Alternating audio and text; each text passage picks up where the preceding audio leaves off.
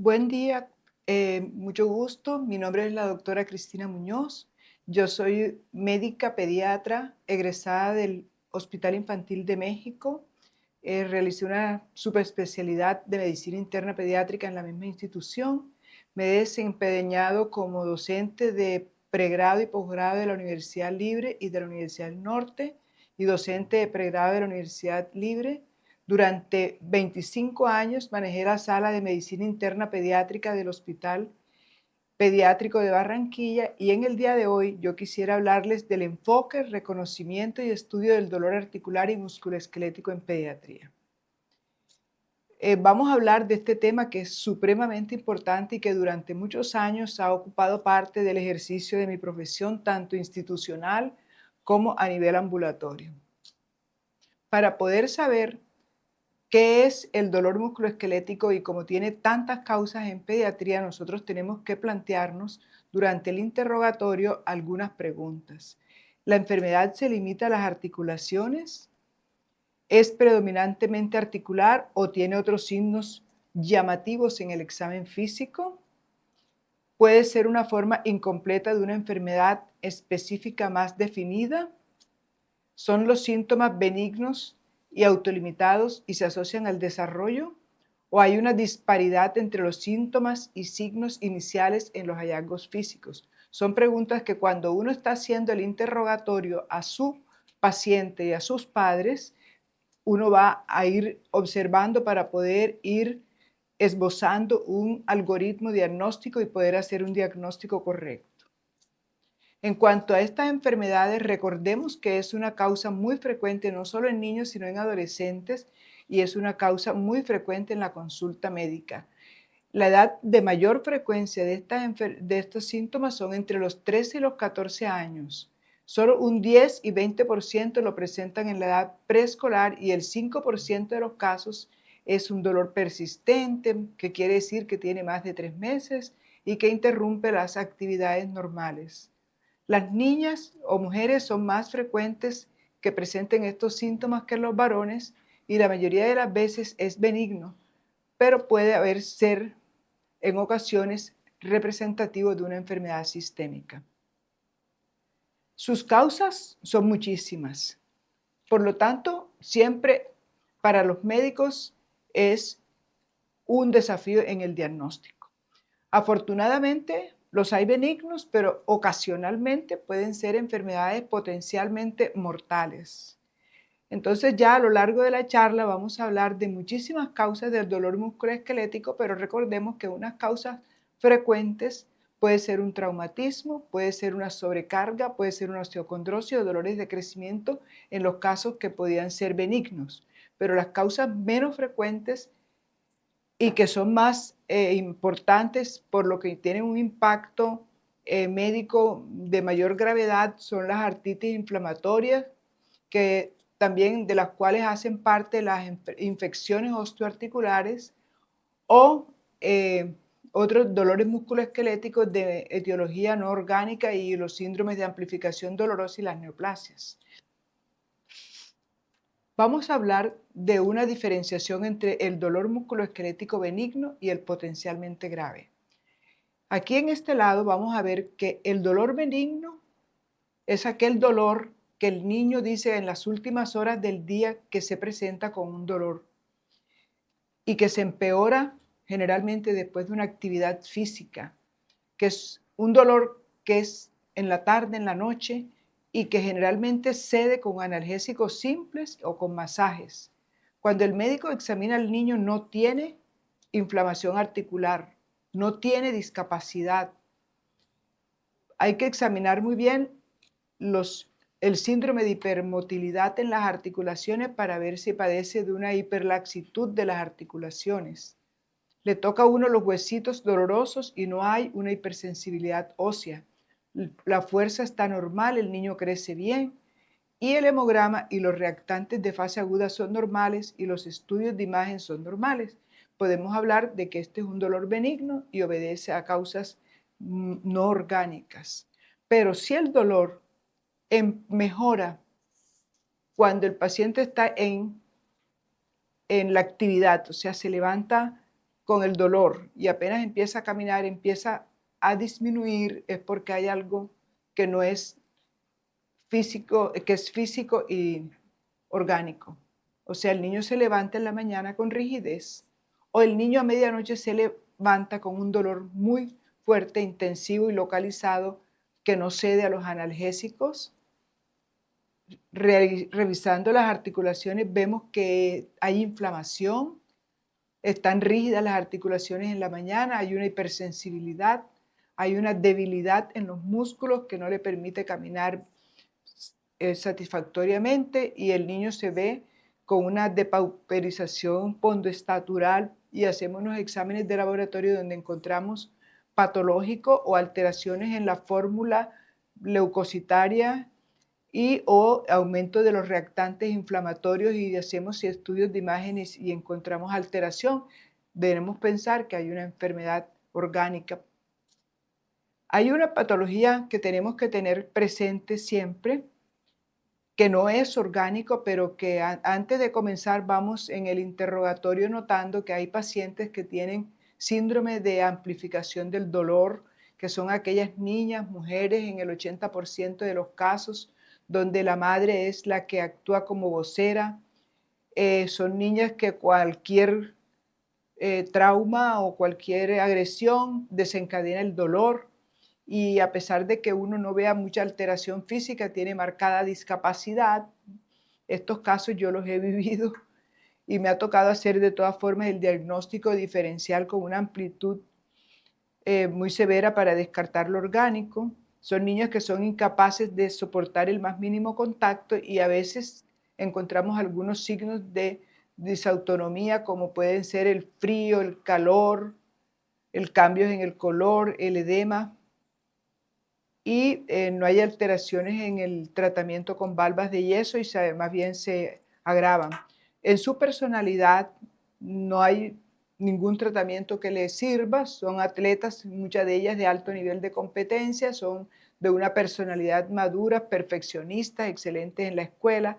En las familias de estos niños generalmente hay modelos familiares para el dolor y está relacionado con muchas quejas durante el día en el dolor en la familia y hay eventos importantes recientes en su vida que le hayan causado trastornos emocionales, pero su examen neurológico es normal. Entonces son niños que tienen un síndrome de amplificación de dolor, pero no significa que no vayamos a hacer un diagnóstico diferencial en estos niños, sino que vamos a tener presente esta personalidad. Para enfocar las causas de dolor, lo primero que vamos a hacer y que son tips muy importantes que debemos tener en cuenta es si el dolor, primero que todo, es inflamatorio o mecánico, que es muy importante. Si el paciente lo que tiene es una artralgia, una artritis o una periartritis. Si su afección es mono o poliarticular y si el tiempo de evolución es agudo o crónico. Son preguntas que nos debemos hacer para poder ir haciendo un algoritmo diagnóstico. Repito lo que les había dicho previamente, que el dolor inflamatorio o infiltrativo es matutino o en la noche. El niño, el dolor inflamatorio se levanta con rigidez en la mañana, mejora el dolor inflamatorio, lo empeora el reposo, o sea que mejora con la actividad física y hay síntomas sistémicos como fiebre, anemia. El dolor mecánico es vespertino, el niño se levanta divinamente, no tiene rigidez matinal, generalmente cuando hace actividad física él empeora y mejora con el reposo y los síntomas son sistémicos negativos.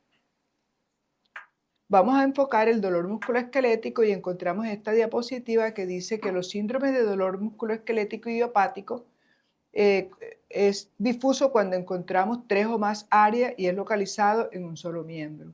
Es difuso y crónico cuando hay más de 3 meses y es localizado y crónico cuando más de una semana con tratamiento médico dirigido y más de un mes de tratamiento. Y en el difuso se hace exclusión de otras patologías para poder hacer un diagnóstico en la definición de dolor musculoesquelético idiopático. Entonces, en el dolor musculoesquelético idiopático, cuando es localizado, Normalmente, si el estado general es bueno o si el estado general es afectado. Si el estado general es bueno, vamos a hablar de dolores de crecimiento, de distrofia refleja simpática, de osteocondritis, de tumores óseos o de artritis idiopática juvenil o oligoarticular o artritis intensista. Si hay afectación del estado general, vamos a pensar, lo primero que tenemos que descartar en estos niños cuando es localizado con afectación del estado general es la artritis séptica o la osteoartritis, que es osteomielitis. Si el dolor es difuso y el estado general es bueno, vamos a pensar en los síndromes de hiperlaxitud generalizada o en una patología que cada día se está viendo más que da en los adolescentes, que es el dolor difuso idiopático o fibromialgia y el síndrome de fatiga crónica. Pero si hay afectación del estado general, vamos a pensar en una leucemia, en un neuroblastoma u otros tumores, o en la artritis idiopática juvenil poliarticular o sistema y en el lupus eritematoso. Entonces hay una amplia gama y ven que ya teniendo en cuenta si es localizado, difuso, si se afecta o no el estado general y su duración, vamos a ir cerrando la amplitud en el diagnóstico para poder hacer un diagnóstico muy certero. Para hablar de lo que es el dolor, lo más común que nosotros vemos en los consultorios, que es el síndrome del dolor nocturno idiopático, que lo llaman dolores de crecimiento. Estos dolores de crecimiento son muy comunes. Se presentan en alrededor de 4 a 35% de la población infantil y la mayoría de los niños generalmente son de preescolares a escolares y hay historia familiar de dolores recurrentes. Siempre el padre, la madre o los hermanos han tenido estos dolores. Y él generalmente se presenta en la nochecita, el niño lo define mal, habla que le duelen los músculos, es profundo. La edad más crítica es entre los 3 y los 5 años y hay otro pico entre 8 y 12 años. En la madurez ya van a desaparecer, lo cual podemos decírselo a los padres. Y los puntos claves de dolor, fíjense, las piernas, los muslos, las pantorrillas, el hueco popliteo y en ocasiones la ingle. Esto hace importancia para diagnosticarlo con otras causas de dolor idiopático nocturno y normalmente es bilateral.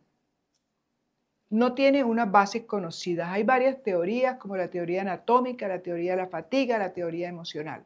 En la teoría anatómica, pues nosotros como médicos y pediatras debemos hacer que el paciente acuda a un ortopedista para detectar cualquier trastorno de deformidad angular, como sería la escoliosis, el pie plano, el lleno valgo, el lleno varo, que normalmente va a causar una alteración mecánica que condiciona un espasmo y daño estructural con contracción involuntaria de unidades motoras y isquemia en los niños que hacen mucho ejercicio y genera el dolor. Y hay otra teoría emocional porque hay niños que son muy sensibles y que tienen síndrome de amplitud del dolor que con el ejercicio van a tener dolor. Esto da por sexos iguales entre 3 y 12 años, todo el examen físico es normal, los exámenes de laboratorio es normal. Solamente 5 a 10% van a tener un dolor intenso y para hacer un diagnóstico diferencial nosotros debemos hacer cuadro hemático, velocidad de sedimentación en caso de duda diagnóstica. Si ya establecemos este diagnóstico y ya hemos hecho el diagnóstico diferencial con las otras causas de dolores musculoesqueléticos, tanto benignos como malignos, de origen de distribución difusa, entonces vamos a hacer un manejo familiar y al niño. Y si es necesario, aparte del masaje, le podemos dar ocasionalmente el paracetamol a 10 a 15 miligramos kilo dosis en caso de dolor. Si no es necesario, simplemente con medidas locales. Esta otra patología que se llama síndrome del dolor idiopático regional es una patología rara. Yo he visto en mi vida 3 pacientes, pero ha sido muy difícil llegar a este diagnóstico por lo que no solo los raros, sino que los síntomas físicos se parecen a enfermedades muy diversas en medicina y, y normalmente son crónicas y van a llevar a un trastorno de osteoporosis por inmovilidad. Eso es un dolor que se localiza y que es regional y que puede ser o en los miembros inferiores por lo general y se acompaña de unas alteraciones del sistema nervioso autónomo. porque hay un descargo en la hiperactividad simpática. Su etiología es desconocida. Normalmente los niños que yo he visto todos son adolescentes o preadolescentes.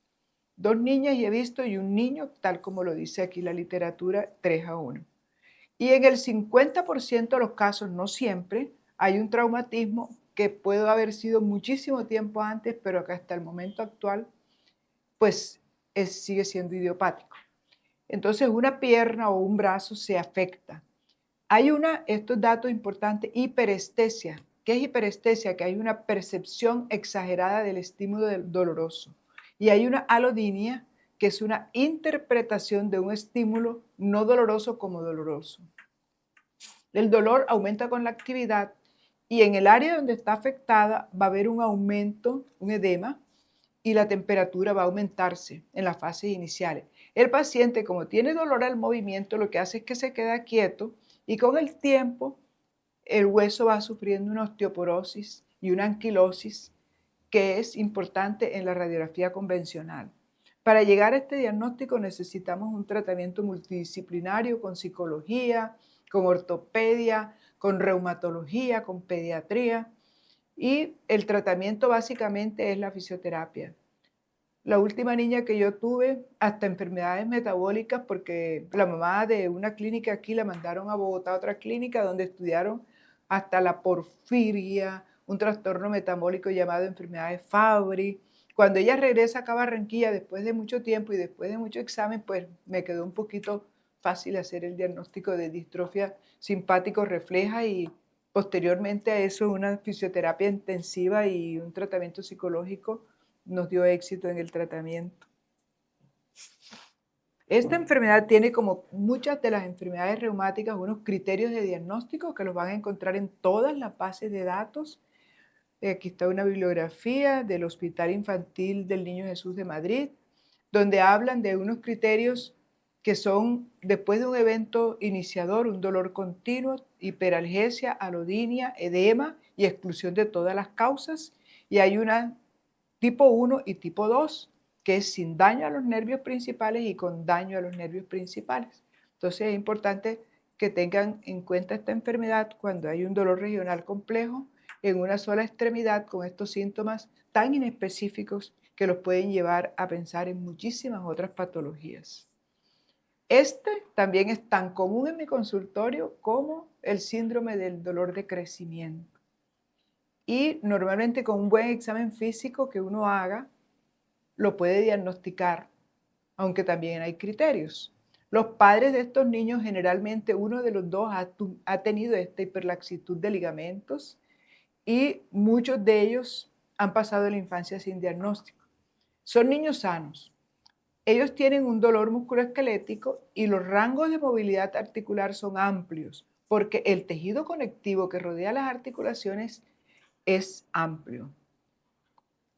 Tenemos que tener muy presente cuando veamos a estos niños que hay algunas enfermedades genéticas que, del tejido conectivo que producen estos rangos de hipermotilidad y esta hiperlaxitud y que tienen mucha connotación porque a veces tienen hiperlaxitud en el tejido conectivo de las arterias principales del corazón y tenemos que hacer un diagnóstico precoz para poder controlar estas complicaciones que a veces pasan en los niños y que pueden tener desenlaces inesperados en la vida adulta.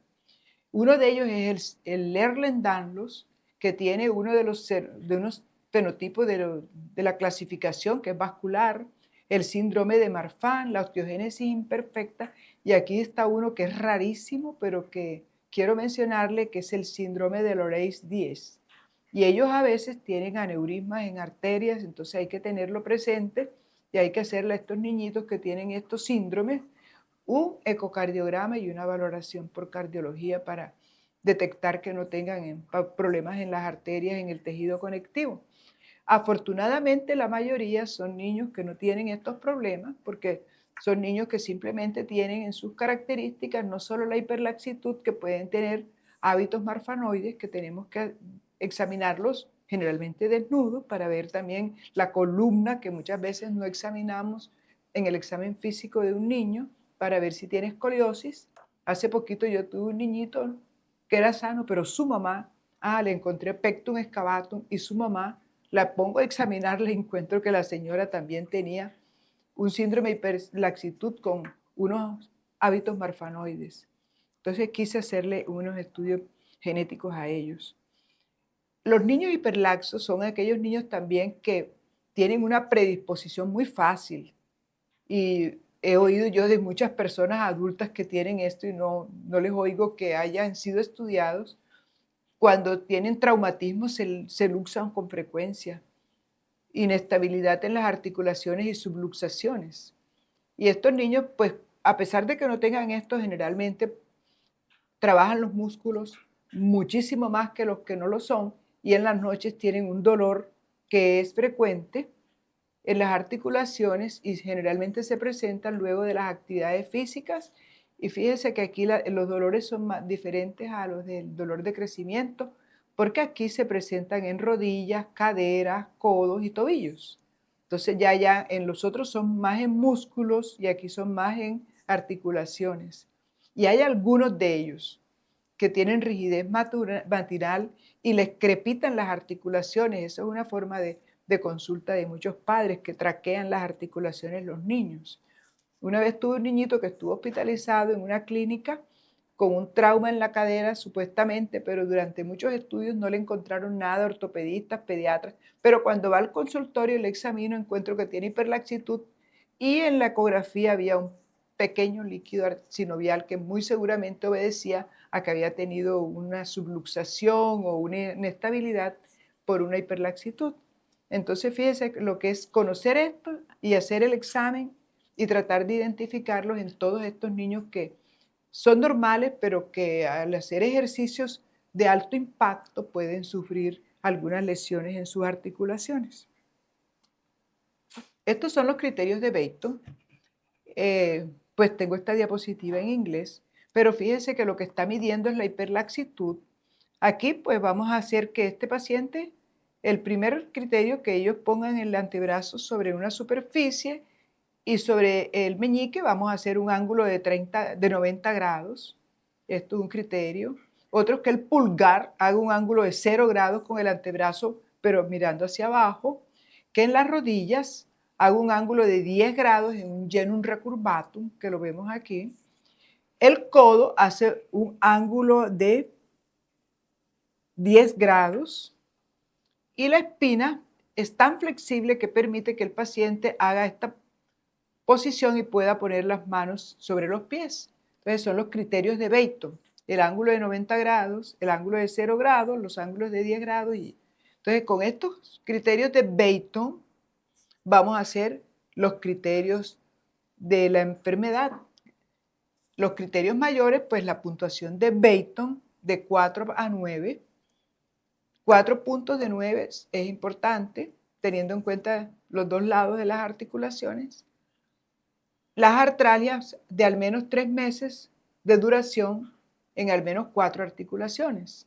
Y encontramos estos criterios menores, que se los voy a mencionar así a grosso modo: la puntuación de Beighton, las artralgias, la dislocación o subluxación de una articulación, 3 o más lesiones de tejidos blandos, dentro de ellas una tenosinovitis, una bursitis, un hábitus marfanoide que sea alto, delgado, que tenga una envergadura, que es la amplitud de los medida de los brazos de lado a lado mayor de 1.3, con el segmento inferior del cuerpo total y superior, la suma, en 0.89, una aracnodactilia, unos signos positivos de Steinbach en la muñeca, una piel anormal donde veamos estrías, hiperextensibilidad, piel delgada, frágil o cicatrices papiláceas, unos signos oculares que son los párpados caídos, la miopía, la hendidura palpebral antimongólica o que tenga varices venosas o hernia o prolapso rectal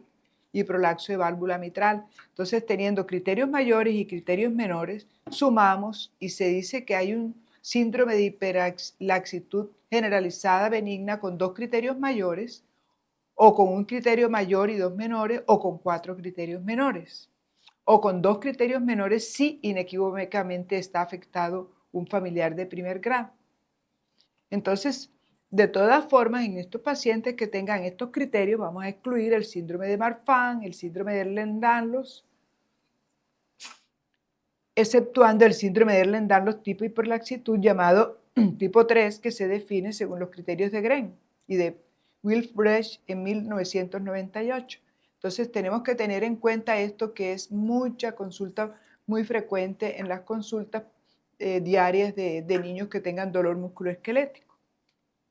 El tratamiento, cuando ya hemos descartado de que es una enfermedad genética o una enfermedad ortopédica, vamos a ver que vamos a tener en estos niños, no podemos ponerlos a hacer ejercicios de alto impacto y entonces le vamos a prevenir los traumatismos en articulaciones y ligamentos, pero sin embargo, tenemos que también ponerle un soporte en los zapatos, un calzado con soporte en los tobillos, zapatos cerrados, una fisioterapia activa para el fin de aumentar la musculatura, la hipertrofia muscular, de ejercicios también de bajo impacto como la natación. Y cuando hay mucha sintomatología usamos AINES de manera discontinua, teniendo en cuenta que los AINES que usamos en pediatría van a ser el naproxeno o el ibuprofeno. Luego hay otra patología benigna, pero reumática, que es la fibromialgia. Se ve con más frecuencia a medida que se hacen los diagnósticos, pero también un diagnóstico de exclusión es muy difícil, por lo que hay que hacer un diagnóstico diferencial. Es un dolor musculoesquelético difuso, de origen no articular, que cursa con astenia, alteraciones del sueño, rigidez matutina. Es benigno, pero es crónico y repercute en la calidad de vida del niño y de la familia. Bueno, ¿a qué se debe? Es desconocida. Es como una hipersensibilidad del sistema nervioso central. El paciente tiene un aumento de la percepción del dolor, que es consecuencia de cambios neuroquímicos. Se ha relacionado como detonante el virus del Epstein-Barr, el virus del parvovirus de 19, el virus del VIH, la enfermedad de Lyme, o traumatismos físicos o estrés emocional o medicamentos. Entonces, tenerlo en cuenta en niños más frecuentemente entre 13 y 15 años, en los cuales la incidencia afortunadamente es de 1 a 2%, más en mujeres, y su prevalencia es de 1.3 a 6.2%. ¿Cómo en la clínica? En la clínica es una adolescente femenina que tiene dolor generalizado, que generalmente se le aumenta cuando hay actividad física, cuando tiene problemas de estrés, cuando hay cambios en la temperatura. Y los sitios que siempre hay que tener en cuenta para uno poder establecer estos diagnósticos, y ya lo vamos a ver en los puntos dolorosos, sería la región lumbar, la región cervical, los hombros, las caderas, las rodillas, las manos, la pared torácica. Este paciente va a tener, emocionalmente se le va a acentuar por lo que tiene una astenia que le impide realizar actividades cotidianas por el dolor y se asocia a otros síntomas que acentúan las manifestaciones, como son que tiene trastornos del sueño, son personas que tienen problemas para recuperar el sueño y se levantan con una sensación de que no han dormido. En la mañana también se levantan con rigidez matutina, a pesar de que han tenido periodos de reposo e inactividad. Pero esa rigidez matutina no dura más de 40 minutos y se asocia también con síntomas de colon irritable y trastornos gastrointestinales con una cefalea, y muchos de ellos tienen el fenómeno de Raynaud, que es trastornos de inervación periférica. Para poder hacer el diagnóstico hay que hacer un examen físico muy minucioso. Y para ese examen muy minucioso tenemos que tener que existen 18 posibles puntos dolorosos a los cuales les vamos a poner una pequeña presión y detectar si hay dolor en esos sitios.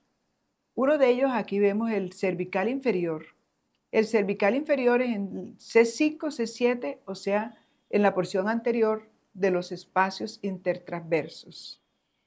En la segunda costilla, a nivel de la unión condocostal, que vemos acá.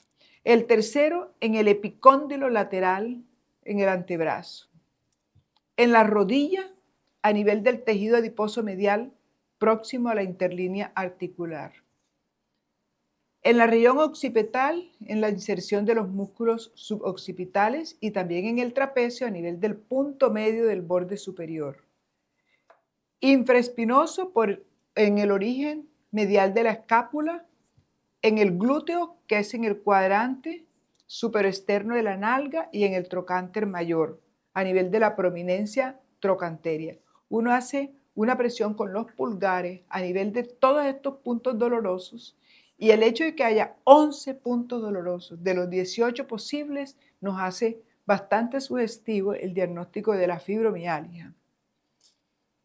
Hacer un diagnóstico diferencial y hacer un tratamiento multidisciplinario, porque hay que hacer una educación muy intensa sobre la enfermedad, hay que hacer diagnósticos diferenciales, la persona tiene que someterse a un ejercicio físico regular que está supervisado por deportólogos, por entrenadores, tiene que someterse también a ejercicios de relajación y psicoterapia, y hay unos fármacos que es manejado en conjunto con neurología, donde se manejan antidepresivos tricíclicos e inhibidores de la recaptación de serotonina, como la mitriptilina, y en ocasiones hay algunos pacientes que requieren antiepilépticos y relajantes musculares.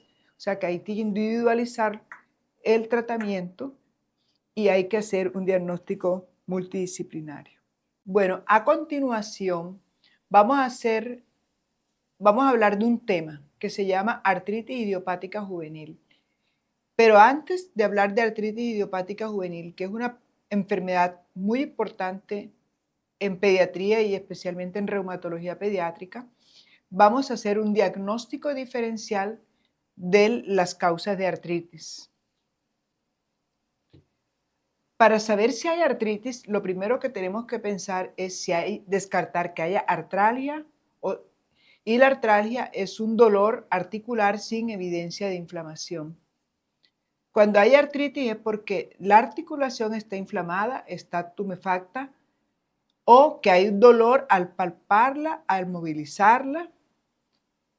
Y hay otro concepto que es la periartritis, que es un fenómeno inflamatorio localizado en las estructuras adyacentes a la articulación, que son los tendones, las bursas, los tensitis, donde se insertan los tendones, y la piel.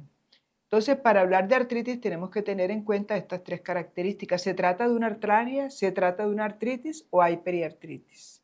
Entonces, las características son las siguientes. En la artritis, el dolor es de patrón inflamatorio. ¿Qué significa dolor de patrón inflamatorio? Aquel que se produce durante el movimiento activo y pasivo, aquel que se acompaña de un edema difuso, o sea, derrame en la articulación, y que limita al examen físico los arcos de motilidad. Cuando vemos un paciente con artritis, o sea, articulación inflamada, vamos a ver cuál es la clasificación.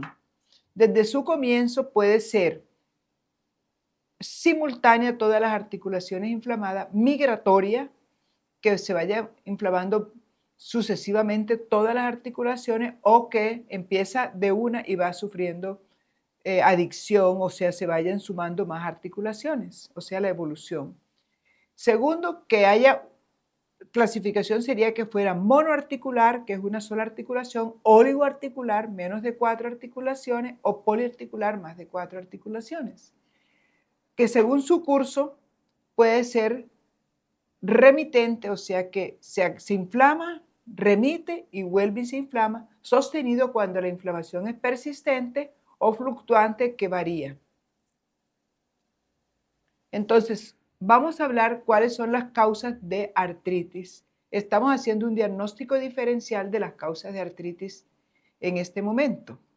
Monoartritis se puede ser aguda o puede ser crónica. La monoartritis aguda, como lo habíamos hablado previamente al inicio de la charla, la más importante y la que debemos pensar primero, en la que debemos hacer un diagnóstico de urgencia por lo que es importante de un tratamiento precoz, es la artritis séptica. También en los niños es muy común esta enfermedad que es posterior generalmente a una infección, puede ser viral y que puede ser monoartritis generalmente en la cadera, que es la sinovitis transitoria. Tenerla en cuenta en caso de una monoartritis aguda. U otra es una sinovitis por un cuerpo extraño. Y nunca olvidar que un niño que tenga hemofilia puede debutar con equimosis y con hemartrosis. Hemartrosis hay que tenerla presente porque entra en el diagnóstico diferencial de las monoartritis agudas.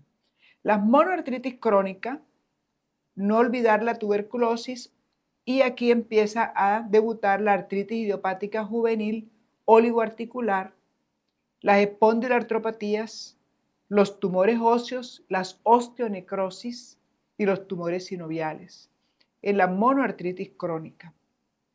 Las poliartritis también hay que hacer un diagnóstico diferencial cuando son agudas y crónicas. Puede haber también artritis séptica en las monoartritis agudas.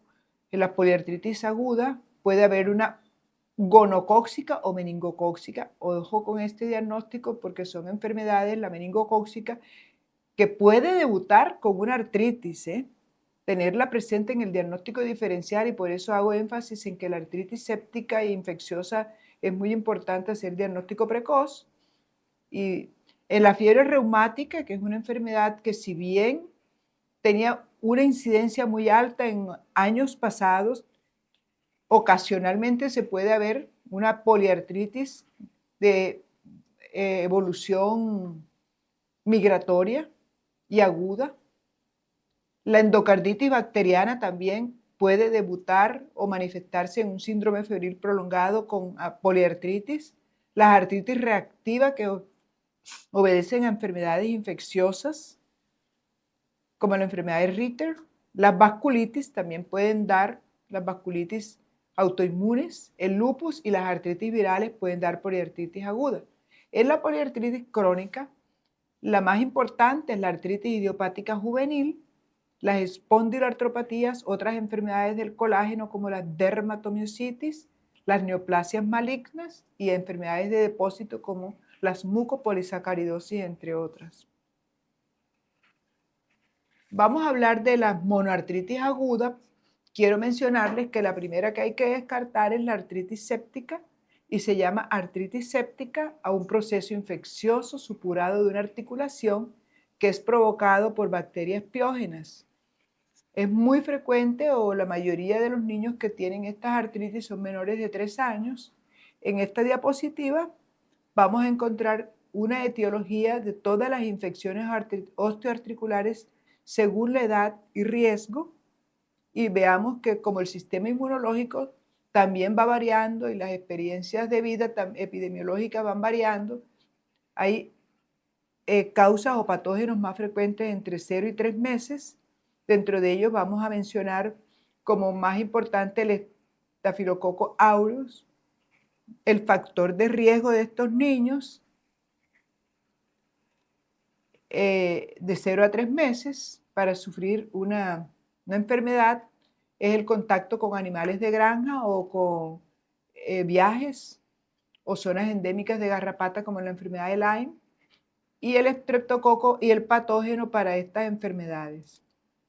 De 3 meses a 5 años también el estafilococo aureus, el estreptococo piógenes y el estreptococo pneumoniae, entre otras, y también como factores de riesgo el contacto con gatos, perros, con mordeduras de roedores, heridas. La drepanocitosis hay que tenerla muy importante, la anemia de células falciformes, porque estos niños tienen una asplenia funcional que les tienen trastornos inmunológicos, y generalmente pueden hacer estas enfermedades y la enfermedad granulomatosa crónica y algunos patógenos relacionados con estos factores de riesgo. Los mayores de 5 años también el estafilococo aureus, el estreptococo piógenes, y los factores de riesgo que tengan una sinusitis, una otitis, una mastoiditis o infecciones virales, y aquí empiezan a jugar importancia los virus epidemiológicos como el parvovirus, el virus del Epstein-Barr, el virus de la rubiola.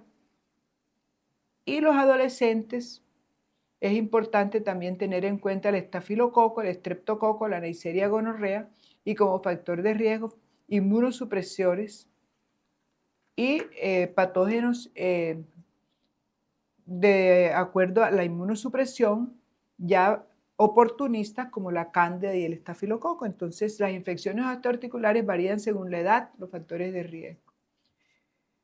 La causa más común de artritis séptica son las enfermedades infecciosas, bacterianas, y el 90% de ellas son monoarticulares. Solo 1/3% de los pacientes presentan fiebre y los inmunosuprimidos y los neonatos pueden no desarrollarlo. Los síntomas son inespecíficos en los neonatos.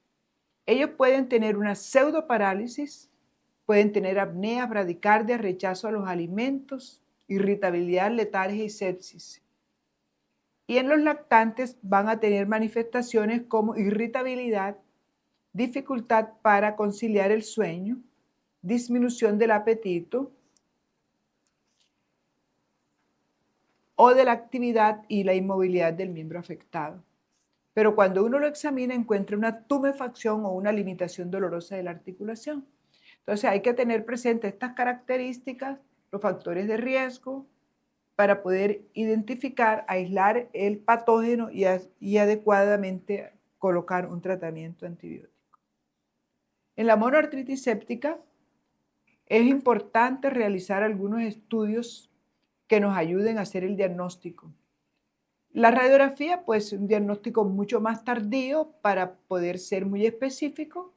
En ella lo que vamos a ver es posteriormente una osteopenia periarticular y una esclerosis reactiva. La ecografía es muy importante al momento de hacer el diagnóstico porque detecta derrame articular en el 95% de los casos con aumento del flujo vascular. El gold estándar, la resonancia magnética, que muestra un edema óseo de partes blandas y muestra un menor realce en contraste en la epífisis. En el examen de sangre vamos a encontrar un hemograma con una leucocitosis, con una neutrofilia, con una elevación de los reactantes inflamatorios como la PCR y la BCG. Y cuando ya nosotros tengamos estos estudios es importante detectar por estudio cultivo de líquido sinovial cuál es el germen. Lo mismo que con hemocultivos que puede ser positivo para ver cuál es la bacteria, cuál es su sensibilidad antibiótica y poder poner un antibiótico adecuado. En algunos pacientes es necesario hacer cultivo y biopsia ósea y la reacción en cadena polimerasa, que son estudios específicos para otras enfermedades infecciosas como la tuberculosis. Y cuando ya tenemos el líquido sinovial, lo tenemos que someter a un estudio bioquímico y a un estudio de Gram y a un estudio de cultivo que nos va a mostrar diferentes características y nos va a hacer el diagnóstico diferencial entre la causa inflamatoria y la causa séptica. En el séptico vamos a encontrar un líquido turbio que tenga más de 50.000 leucocitos, que tenga más de 75% de polimorfos nucleares. En la tuberculosis y los hongos solo el 50%. Las proteínas van a estar altas en la séptica, la glucosa va a estar baja y luego hacemos un Gram y un cultivo. En la artritis tuberculosa, las características es que el curso es muy larvado, generalmente da una sinovitis crónica hipertrófica, es muy progresiva, no afecta al estado general, aparece un dolor por tiempo prolongado y los síntomas inflamatorios son realmente más tardíos. Es importante tener en cuenta para este diagnóstico la clínica, la epidemiología y hacer todos los criterios como el COMBE, el criterio radiológico, el criterio bacteriológico, para detectar la radiología es tardía y en ella vamos a ver unas características muy importantes como son lesiones osteolíticas, ¿no? Y el estudio citoquímico y el estudio bacteriológico es muy importante, lo mismo que la reacción en cadena polimerasa, el INGRA. Ahora finalmente vamos a hablar de la artritis idiopática juvenil. Esta es la enfermedad reumática del tejido conectivo más importante y es más frecuente en niños y es una de las enfermedades crónicas más importantes de la infancia.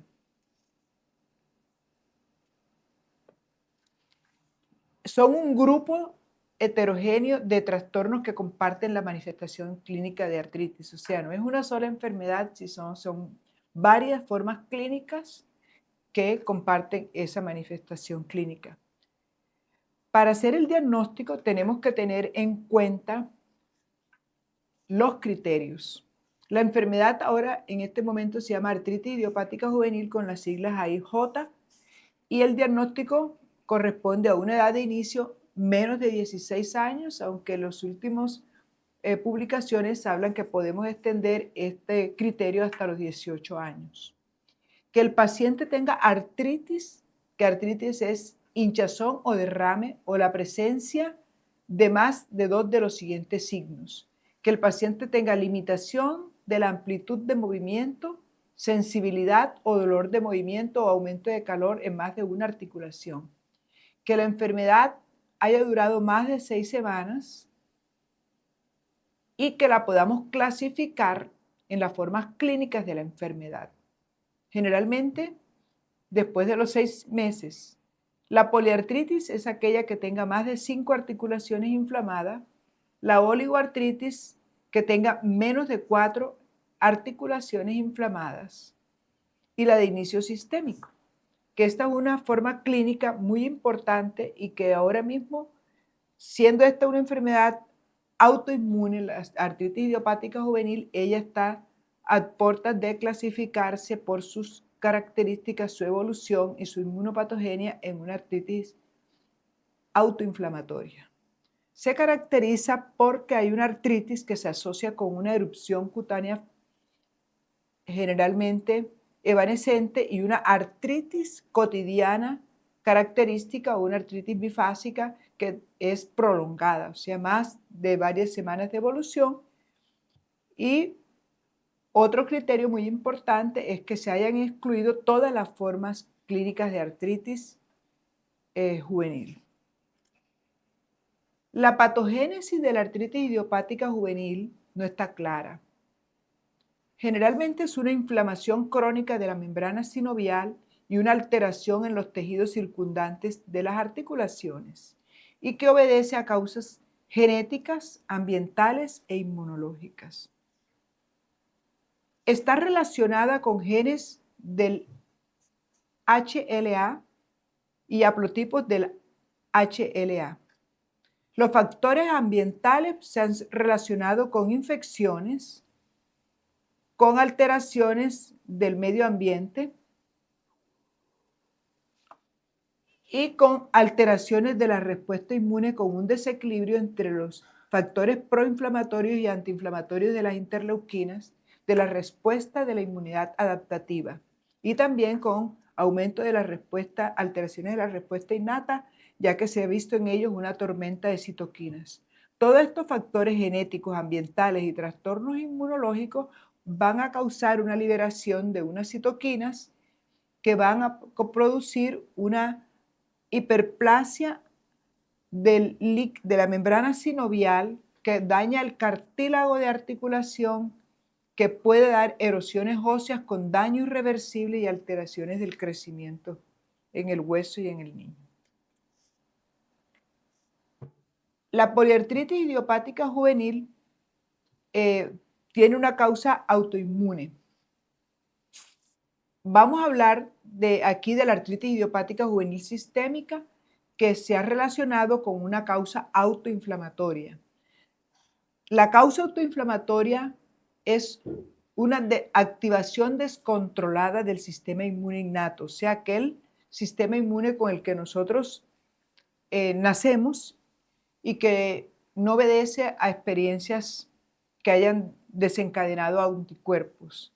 Se activa los receptores y se activa el inflamosoma. Entonces, al activarse el inflamosoma, que es una estructura en la cual se fabrican las interleuquinas 1, interleuquinas inflamatorias, proinflamatorias, se produce por un factor, una tormenta de citoquinas proinflamatorias y se produce liberación de interleuquina 1 beta, interleuquina 18, factor de necrosis tumoral alfa y la interleuquina 6, que va a hacer que haya un reclutamiento de células inflamatorias inmunitarias adicionales como neutrófilos y monocitos al sitio de la infección que va a producir el daño que da origen. En esta diapositiva lo que vemos es el monocito y en el interior del monocito, en el citoplasma, vemos el inflamosoma que se activa con los factores inmunitarios que va a dar una liberación exagerada de interleuquina 18, interleuquina 1 beta y 1 18 y va a producir una inflamación en la célula de la articulación o del tejido conectivo. La artritis crónica idiopática juvenil de tipo poliarticular y oligoarticular es autoinmune y ella está mediada por linfocitos CD4, por linfocitos Th1, Th17 y los TREG. Se debe a un desequilibrio en el sistema inmune que da un fallo de la tolerancia que genera anticuerpos antinucleares y citoquinas inflamatorias. Las causas autoinmunes de artritis idiopática juvenil serían los factores poliarticulares, en los cuales hay moléculas que inducen neovascularización y permite la entrada de células inflamatorias en la articulación y destrucción del cartílago. Y también la artritis asociada con entensitis, que es respuesta a los CD8, que produce un infiltrado en la inserción del cartílago articular y da entensitis por aumento del factor de necrosis tumoral en la membrana sinovial. Otra artritis que se asocia con autoinmunidad es la artritis psoriásica, en la cual vamos a ver respuesta de CD8 y de monocitos a superantígenos y aumenta el factor de necrosis tumoral en el líquido sinovial. Entonces, toda esta inflamación que se da en el líquido sinovial de los pacientes con artritis idiopática generalmente se debe a liberación de citoquinas proinflamatorias, donde la más importante en estos casos es el factor de necrosis tumoral, que induce alteración en la membrana sinovial con hipertrofia de estas y alteración en los osteoclastos. Para hablar de artritis idiopática juvenil tenemos que tener en cuenta la clasificación internacional de las asociaciones de reumatología. La clasifican en una artritis sistémica, en una artritis oligoarticular, en una artritis poliarticular que se subclasifica en factor de reumatoide negativo o positivo, en una artritis psoriásica, en una artritis asociada con entercitis y una artritis indiferenciada. Entonces encontramos 7 clases de artritis idiopática juvenil, donde las características de la artritis idiopática sistémica es una artritis en más de una articulación que está precedida de fiebre por lo menos 2 semanas antes y es una fiebre diaria, cotidiana, durante más o menos 3 días y que se acompaña con otros síntomas. Exantema eritematoso evanescente no fijo, aumento del tamaño de los ganglios linfáticos, hepato o esplenomegalia o ambas y serositis. La fiebre de esta forma clínica de artritis tiene 2 picos y cuando la fiebre baja del pico baja a límites subnormales. Y normalmente el exantema se asocia más frecuentemente al momento de la fiebre. Entonces, es muy importante, ya sabemos que es una enfermedad autoinflamatoria. Las formas autoinmunes está la oligoartritis, que es la más común de las 7 formas, y tiene una forma que en los primeros años de la vida, en los niños pequeños, preescolares, y es una artritis que tiene afectación de 1 a 4 articulaciones durante los primeros 6 meses de la enfermedad. Y en estas 2 subcategorías hay una que es persistente, que afecta menos de 4 articulaciones durante el curso de la enfermedad, y la extensa, que después de los 6 meses ataca más de 4 articulaciones. La otra forma de artritis, que es la segunda más común, es la poliarticular factor reumatoide negativo, que tiene dos formas clínicas, una que afecta a los niños preescolares y otra que afecta a los niños adolescentes y escolares. Es una artritis que afecta más de 5 articulaciones en los primeros 6 meses de la enfermedad, pero el factor reumatoide es negativo. Y la artritis factor reumatoide positivo afecta más de 5 articulaciones durante los primeros 6 meses de la enfermedad y que son positivas las dos pruebas de factor reumatoide positiva con al menos 3 meses de separación en los primeros 6 meses de la enfermedad. Se parece un poco a la artritis idiopática, a la artritis reumatoide del adulto. La artritis psoriásica es otra forma clínica que que se diagnostica cuando hay por lo menos estos datos clínicos: dactilitis, punteado ungueal y onicolisis o psoriasis en un familiar de primer grado.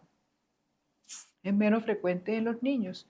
Hay otra forma de artritis que se asocia con entensitis, que esta por lo menos dice que artritis y entensitis o artritis o entensitis con al menos dos de los siguientes casos. Primero, presencia de una anamnesis de afección articular sacroiliaca o lumbosacro o inflamatorio o ambas.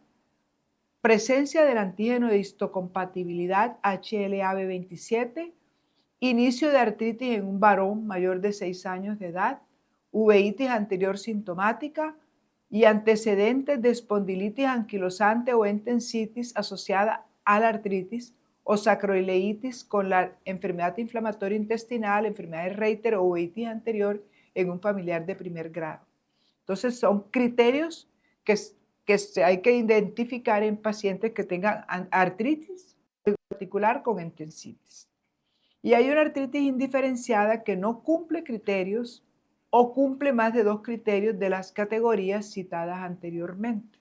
Entonces, no es una sola enfermedad, sino varias formas clínicas que hay que clasificar para establecer cuál es la forma clínica, ya que cada una de estas formas clínicas se asocian a un tipo de citoquinas que facilita la evolución. Conocerlas facilita la evolución y el progreso. Este es el resumen de las características clínicas de los subtipos de artritis idiopática juvenil. Entonces aquí tenemos la artritis sistémica, la oligoartritis, la poliartritis, que a su vez es factor reumatoide negativo, factor reumatoide positivo, la artritis psoriásica, la artritis asociada a entensitis. Con respecto a la edad, encontramos que la edad de sistémica es de 1 a 5 años, la oligoartritis es de 2 a 4 años, en la forma inicial, la de factor reumatoide negativo es de 2 a 4 años en un primer pico y de 10 a 14 años en el segundo pico. La de factor reumatoide positivo normalmente es de 9 a 12 años. La artritis psoriásica tiene dos picos, uno de 2 a 4 años y otro de 9 a 11 años. Y la artritis asociada a entensitis es de 6 a 12 años. Entonces hay una edad más frecuente para cada forma de artritis y la proporción de hombres o varones vemos que en la sistémica se ve en ambos casos 1 a 1, la oligoartritis tipo 1, que es la de las niñas, es de 3 a 1, la de la factor reumatoide negativo tiene dos picos, tanto en varones, es más frecuente en niñas en la edad temprana de 3 a 1 y también en los niños en la edad de 10 a 1, el factor reumatoide positivo también más en mujeres 9 a 1, la artritis psoriásica más en mujeres 2 a 1 y la asociada entensitis, si es más frecuente en varones, 1 a 7. El porcentaje, vemos que la más común de todas, vamos a hablar, es la oligoartritis, de 40 a 50% de los casos de artritis idiopática juvenil, pero hay variación étnica. Y en segundo lugar vamos a encontrar la artritis, poliartritis, factor reumatoide negativa en 20 a 35%. Y luego vamos a encontrar la artritis sistémica de 5 a 15% y luego la psoriásica de 5 a 10%. La menos frecuente sería la artritis poliarticular factor reumatoide negativo, que se encuentra en menos de 10%. Y los patrones de artritis que van variando de acuerdo a la edad, la sistémica puede afectar Suele afectar rodillas, muñecas, tobillos y los dedos, el cuello y las caderas. Veamos que puede afectar cualquier articulación, pequeñas y grandes articulaciones. En cambio, la oligoarticular tiende a afectar con más frecuencia las rodillas, los tobillos y menos frecuente las interfalángicas de los dedos. La factor reumatoide negativa puede afectar cualquier articulación, es simétrica o asimétrica, puede afectar las grandes y las pequeñas. Y de ellas la columna cervical, la temporomandibular se ven afectadas, hay que revisarlas intensivamente. El factor reumatoide positivo es una poliartritis simétrica intensa y aparece precozmente. Y la artritis psoriásica es asimétrica y coge pequeñas articulaciones o medianas articulaciones. La artritis con entensitis, fíjense que afecta de forma predominante a las articulaciones de los miembros inferiores y a veces el esqueleto axial, pero menos que en los adultos, que puede dar espondilitis anquilosante. Otras características que no son la articulación, en la sistémica vamos a ver una fiebre diaria, un exantema evanescente y ojo, puede presentar pericarditis o pleuritis, que son dos manifestaciones delicadas. En la oligoartritis en las niñas hay que estar muy presentes y muy cuidadosos con la uveitis, que amerita un tratamiento muy rápido, lo mismo que en la poliartritis, menos frecuentemente también puede haber uveitis. En el factor reumatoide positivo vamos a encontrar nódulos reumatoides en el 10% de los casos. En la artritis psoriásica puede haber uveitis y psoriásica, y en la entensitis con artritis, uveitis, que es importante que todos estos niños tengan un fondo de ojo con lámpara de hendidura para ver si tiene uveitis. Las pruebas de laboratorio, pues vamos a encontrar reactantes inflamatorios, especialmente en la artritis idiopática sistémica. Vamos a encontrar anemia, leucocitosis, aumento de BCG, de PCR, ferritina, que es un reactante inflamatorio muy importante en estos casos. Las plaquetas se elevan más de 1 millón y hay que tener en cuenta que tiene una complicación muy delicada, que es el síndrome de macrófago activado de esta enfermedad. La oligoarticular, lo más importante son los anticuerpos antinucleares, que son positivos. La oligoartritis, la tipo 1, en el 60% de los casos, y que también es importante que ellas no van a tener reactantes inflamatorios de importancia. Generalmente son normales o puede haber un leve incremento de la BCG y la PCR.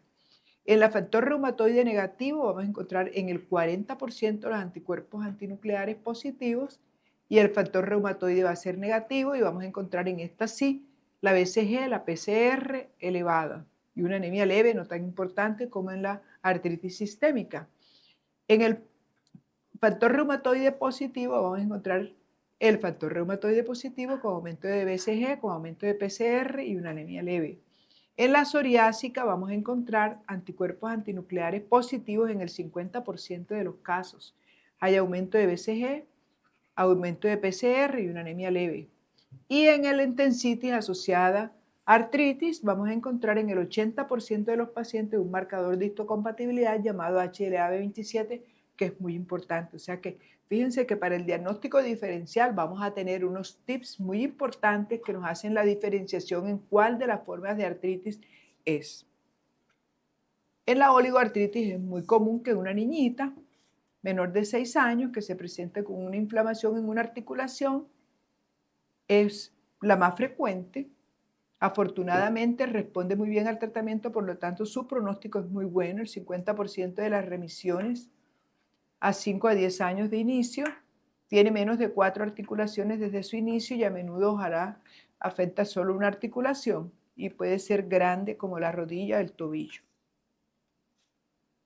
Puede ser persistente cuando no evoluciona más de 1 a 4 articulaciones, y oligoarticular extendida cuando tiene más de 4 articulaciones en 6 meses, y esta es de peor pronóstico que la anterior.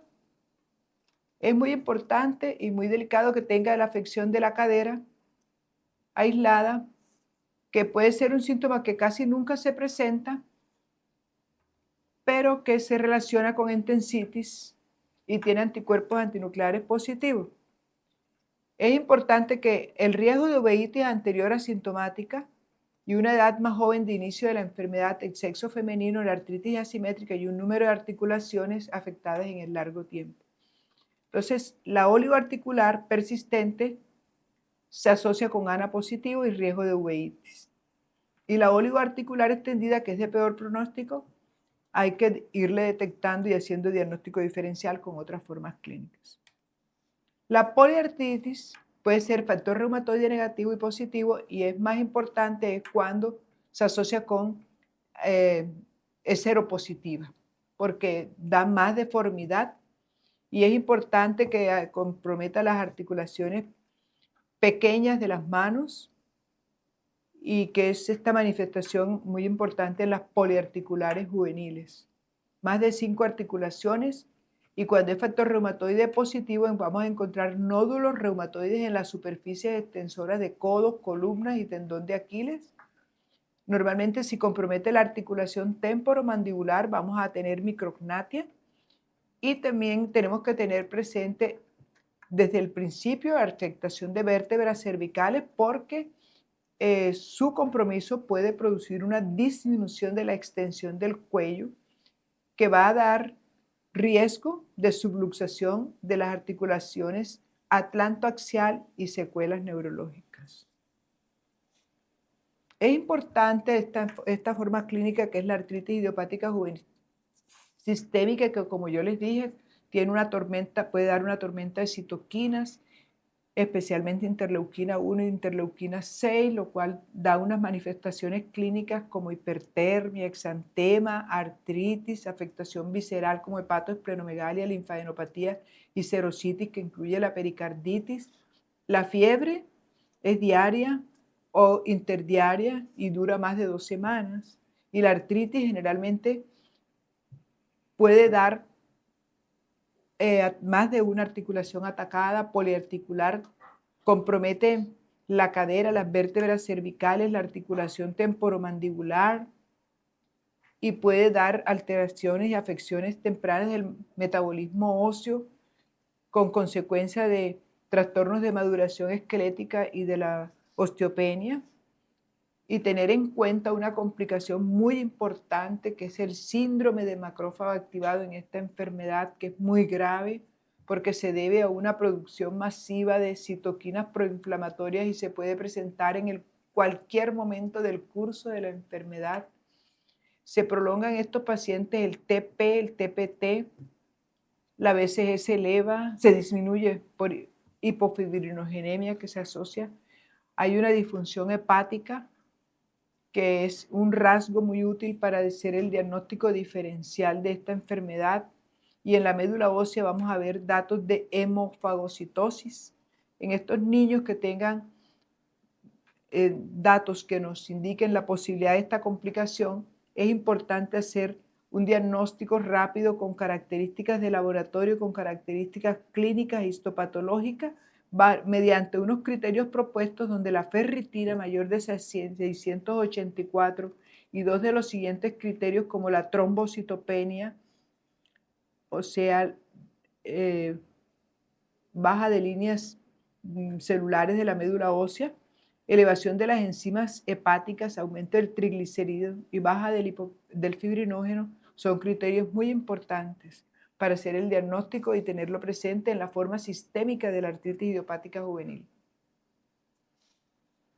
La poliartritis crónica, en el diagnóstico de la artritis idiopática juvenil, tiene un diagnóstico que es clínico, que no tiene ninguna prueba del laboratorio, y generalmente es de exclusión de otras clínicas que dan estas enfermedades, y para ello nosotros nos basamos en pruebas de laboratorio. El hemograma de estos pacientes va a tener leucocitosis, trombocitosis y anemia microcítica. Van a haber elevación de reactantes inflamatorios como la BCG y la PCR, que se ve más en la sistémica y en las poliarticulares, y los anticuerpos antinucleares, que se van a ver con más frecuencia en la forma oligoarticular o poliarticular. Y cuando en un paciente con artritis idiopática juvenil se presentan ANA positivo, tiene mayor riesgo de hacer uveitis. El factor reumatoide es otro examen de laboratorio que hay que pedir, que se presenta con frecuencia en los pacientes poliarticulares en el 5 a 15% de las formas clínicas. En la forma sistémica se eleva la ferritina y si presenta la complicación del síndrome de macrófago activado, esta ferritina se eleva por encima de 10.000. La radiografía, lo que va a ver en la fase inicial es edema tisular, puede haber una osteopenia periarticular y aposición de hueso nuevo perióstico alrededor de las articulaciones afectadas. Con el tiempo va a haber erosiones subcondrales, pérdida del cartílago con diferentes grados de destrucción ósea y artrodesis, y las vértebras cervicales que hay que vigilar, sobre todo en C2 y C3, pueden progresar a una subluxación atlantoaxial.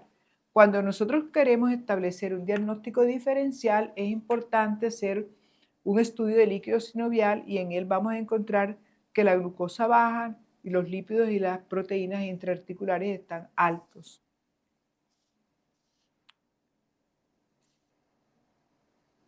El gold estándar precoz para la artritis idiopática juvenil, pues para ver cómo está el estado de la articulación es la gamografía ósea. Y si a uno quiere hacer un diagnóstico diferencial, a veces pide una gamografía que nos importa sobre todo para hacer un diagnóstico diferencial con enfermedades infiltrativas del hueso. El tratamiento está escalonado. Cuando uno sospecha a un niño con artritis idiopática juvenil y entre tanto hace diagnóstico, vamos a usar los AINES, o sea, antiinflamatorios no esteroideos, que serían la naproxeno de 10 a 15 miligramos kilo día o el ibuprofeno de 5 a 10 miligramos kilo día. Y de acuerdo a los síntomas, el segundo escalafón serían los corticoides, que serían utilizados para ciertas condiciones especiales y son fármacos inmunomoduladores, pero lo que es el fármaco estrella son los fármacos modificadores de la enfermedad, donde estaría de primordial el metotrexate, que es un inhibidor del factor de necrosis tumoral, que de acuerdo a los protocolos de la enfermedad, si fallan, entonces se utilizarían los fármacos biológicos. Dentro de ellos, uno muy importante en pediatría está el etanercept y otros que se utilizan según los protocolos propuestos por las diferentes asociaciones de reumatología. Entonces, en estas diapositivas vamos a ver el naproxeno, el ibuprofeno, cómo se utilizan en los niños, en qué formas clínicas se utilizan. Los fármacos antirreumáticos modificadores de la enfermedad serían el metotrexato, la sulfasalacina, la lenfluramida y las formas clínicas donde se utilizan, los efectos secundarios y las sustancias biológicas aprobadas en pediatría, que son el etanercept, el infliximab, el adalimumab, en qué formas clínicas se utilizan y qué efectos secundarios tenemos que vigilar. Las espondiloartropatías juveniles, que es una forma clínica muy importante en pediatría que hay que tener en cuenta y que se manifiestan generalmente en niños que van a tener pues adolescentes, o sea, antes de los 16 años, y tiene su mayor expresión a nivel del esqueleto axial, como la columna sacroiliaca, y se acompañan de entensitis, son de etiología desconocida. Son de factor reumatoide negativa y se relacionan muy importante con el factor de histocompatibilidad HLA-B27. Y estas espondiloartropatías juveniles son el prototipo de la espondiloartritis anquilosante juvenil. El paciente se presenta con un dolor inflamatorio en la columna. Hay una sinovitis asimétrica de predominio en extremidades inferiores y puede haber uno de los siguientes elementos, que es psoriasis, historia familiar de psoriasis, enfermedad inflamatoria intestinal, artritis, cervicitis, dolor glúteo alternante, tensopatía o artritis psoriásica en el diagnóstico diferencial. La entensitis es la inflamación en el cartílago donde se inserta el tendón del músculo, y lo mismo en el tarso, que es la tarsitis. La espondilitis anquilosante juvenil y la oligoarticular tienen este diagnóstico diferencial. Las espondiloartropatías juveniles dan en niños mayores de 8 años, se asocian con intensitis, se asocian con uveitis, dan manifestaciones gastrointestinales, dan reactantes inflamatorios elevados, antígenos de histocompatibilidad positivos y afección axial.